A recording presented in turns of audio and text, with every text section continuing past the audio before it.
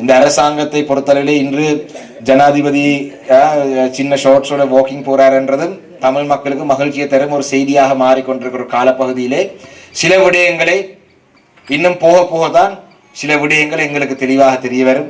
நான் இன்று ஒரு அரசியல் கருத்துகள் பெருமளவு பேச விருப்பப்படாத காரணத்தினால் அந்த விடயங்களை நான் தவித்துக் கொள்கிறேன். ஆனால் தற்பொழுது நான் நினைக்கிறேன் எங்களுடைய மண்முனை தென்னிலை பற்றினுடைய பிரதேச சபையுடைய தவிசாளர் நான் நினைக்கிறேன் பல விடயங்களை இந்த கிராமத்திலே முன்னெடுத்து கொண்டிருக்கிறார். அந்த அடிப்படையிலே உண்மையிலே அவருக்கும் நாங்கள் பாராட்டுகளை தெரிவிக்க வேண்டும்.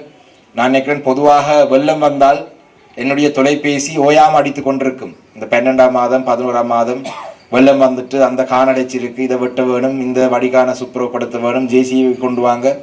களுவாங்கடி மாத்திரமல்ல மற்ற மாவட்டம் பூராகும். ஆனால் இம்முறை இந்த வெள்ளம் வந்த காலப்பகுதியிலே பெரிதளவில் எனக்கு தொலைபேசி அழைப்பில் வரலைன்னா நான் என்னுடைய தவிசாளர் உறுப்பினர்கள் அந்த பணியை சிறப்பாக செய்திருக்கிறார்கள். ஆனால் வேறு அழைப்புகள் வருது. அவரும் தவிசாளரும் கொஞ்சம் உஷாரானவர்.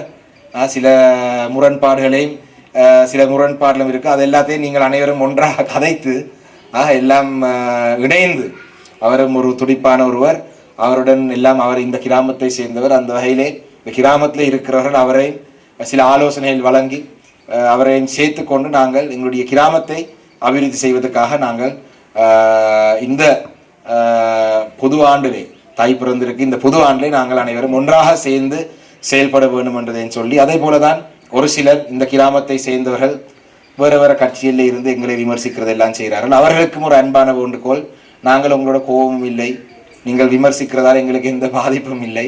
அவர்களே நாங்கள் முடிந்தளவு எல்லா விடயங்களையும் இணைத்து கொண்டு பயணிக்க வேணும், ஒரு கிராமம் என்ற ரீதியிலே பயணிக்க வேண்டும் என்றதை இந்த புது வருடத்திலே பிரார்த்தித்துக் கொள்கிறேன். உங்கள் அனைவருக்கும் நன்றிகளையும் தெரிவித்து விடைபெறுகிறேன். நன்றி.